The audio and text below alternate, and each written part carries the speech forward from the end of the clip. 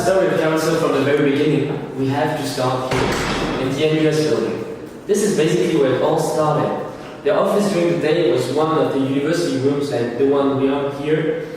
And during the night, it was their own dorm rooms where they spent hours working on the concept. Before that, the 3 former NUS students spent 1 year working in a very entrepreneurial atmosphere in the Silicon Valley. This is also where the students decided to create Carousell, an app that they hoped would revolutionize the way of trading products. However, Carousell is not only a story about 3 NUS students. It is also symbolic for the transition phase from the traditional kiosk attitude, with parents wanting their children to have a safe and stable and good job, to a more entrepreneurial spirit. Thierry dropped out of his honors year.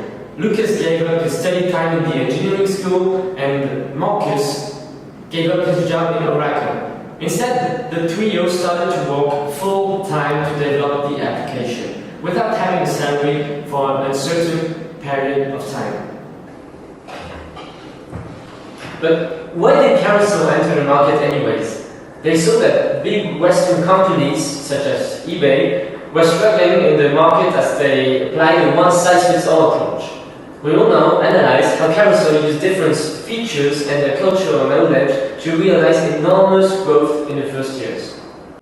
First feature, list your items in just 30 seconds by having an Instagram-style listing layout.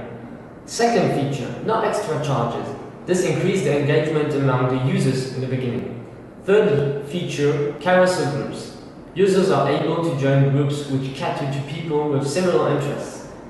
Fourth feature, the campus marketplace, where every university has its own market.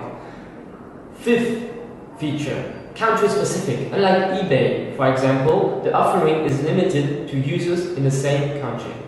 Keep these features in mind because they helped Carousell to create this high user engagement. We will refer back to it when we talk about the two-sided profit economics. Also, they made use of their exclusive cultural knowledge. One point we want to talk about is trust. We saw that, unlike eBay, Carousell did not offer to purchase items from a different country. This significantly reduced the product offering, but then we recognized that they did it on purpose. By allowing transaction only within the same country, Carousell reduces the distrust with the unknown third party and further minimizes the uncertainty associated with the timely delivery of the product. Moreover, we found out that the second major component is the easy communication. Unlike US citizens, among others, Singaporeans have a general distrust towards unknown third parties. And we realized that the easy-to-use communication tool of Carousell helps to build trust between sellers and buyers.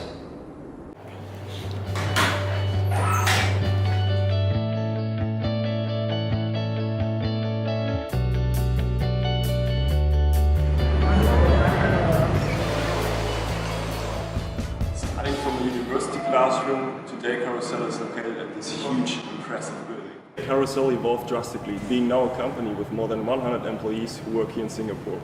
The location change exemplifies the dramatic growth that the company could realize within the first years. Growing in size and occupying a higher market share, however, also means that there are new challenges that Carousell have to face.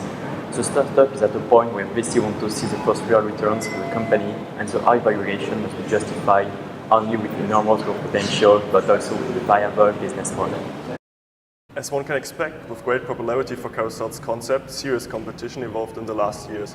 The most threatening one being Shopee, which just took over the lead in Carousell's key markets in the Philippines, Malaysia, Taiwan and Indonesia. We can expect that Shopee's growth is not really organic, as it is backed by Garena, a giant consumer internet platform. Thus, they can spend an enormous amount of money on customer acquisition. Or, to say it in the words of one of the co-founders, in the past 5 years, we focused on putting in place the right building blocks, getting the product right, and proof that it's actually growing and launching in key markets. Of course, with the support of our investors. Now we feel the time that it's right to start and implement our long-term goal. But wait, did he just say long-term goal? Can you even implement long-term goals in an industry like this? So, because it's such a dynamic market, we decided on applying complexity theory, to help Carousell answer the question how they can expand geographically into new markets while mitigating risk and optimizing return. But just have a look for yourself. The first strategic challenge we want to talk about is a successful expansion into other markets. Let's get started. So these three ambitious businessmen hired us to answer one simple question. How? How to expand? There are several press articles that argue namely that the three friends do not really know themselves how to expand geographically. We broke this complex issue down into two options. The first one being fast expansion. This option is based on the assumption that as of now, Carousell has a viable business model that is replicable in other markets in Asia Pacific. Thus, growth is just a function of how fast Carousell can transfer the benefits into other markets. Why the Carousell founders might be tempted to go for this option is Shopee, Carousell's main competitor, which is growing tremendously, and Carousell actually already lost sight of Shopee in key markets.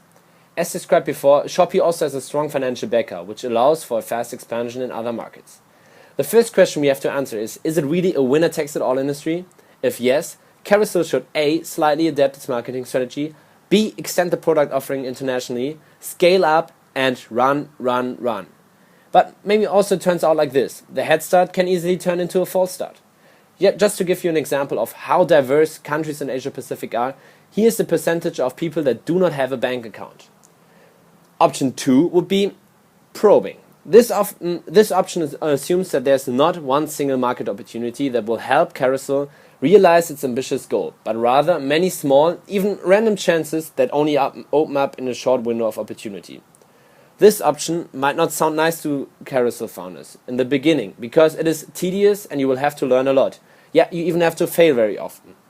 For probing to be successful, you have to be open to learn about new things, reduce internal and external uncertainty, always be cost efficient, and engage in a lot of diverse activities.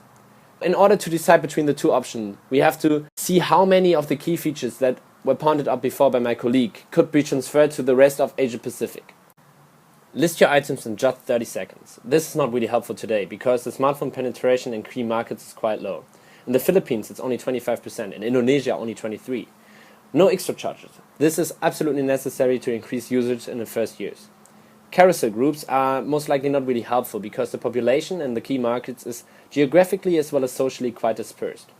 Also, the campus marketplace does not really facilitate growth, we think. And in order to reach necessary offering, the platform must offer products from other countries, which makes also the country-specific advantage not really helpful. Now the question, however, is, of course, it's always good to learn, no doubt about that, but what about profits? To answer this question, we stole a model from finance, the core satellite approach. This is an investment style where the portfolio is built around one safe asset, but beyond this, the investor pursues more risky investment. So in this case, the core business in Singapore would be the safe core. However, we would also have probes that could be used to learn and test new concepts. One of the most interesting would be, for example, to digitize cash. We saw that there's a big share of the population that does not have a bank account. So top-up systems or voucher cards like iTunes, for example, could be used to digitize cash. The second challenge we want to investigate is how Carousell should monetize. This is not really easy to answer because the business model in the first place is not 100% clear to our client. The first question we want to ask is quite simple. Carousell, what are you? Are you a collaborator or a true intermediary? What do we mean by that? Right now, we would describe Carousell as a collaborator. They offer seller and buyer a platform where they can meet and make a transaction. But how could Carousell make money like this? We think Carousell should take on a way more active role by providing, for example, a checkout area or secure payments. The question, however, is how do you maintain the community effect, one of the key features of Carousell, without buyer and seller bypassing the application? Isn't it contrasting? Carousell somehow wants to push into the close link between buyer and seller, wants to prevent both parties from transacting off-platform, but still maintain the personal link.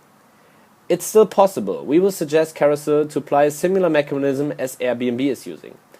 Airbnb solved the issue by temporarily preventing each party from connecting, while providing the tools and information for both sides to make an informed transaction. However, to do this, they also have to provide additional value to keep activity on the platform. Another strategic benefit of being an intermediary is, of course, data. If purchases are made on platform, Carousell can gain a lot of data about transactions. Carousell invested a lot of time and money in building a large and highly engaged user base. They are responsible for the enormous network effects that Carousell could benefit from.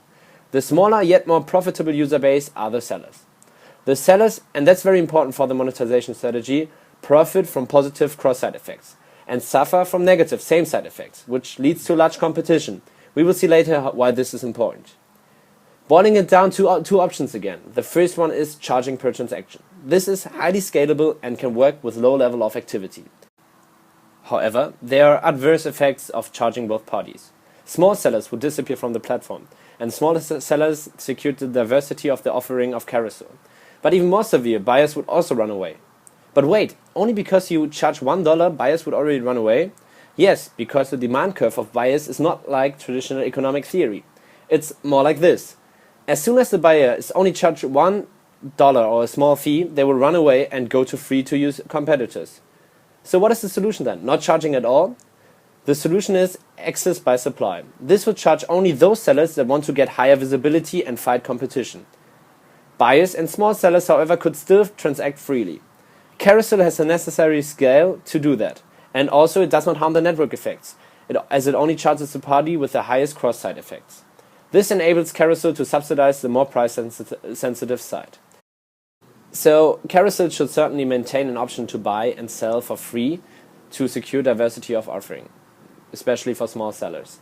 Also, they should charge for higher visibility, which is especially attractive for high-value products, like real estate.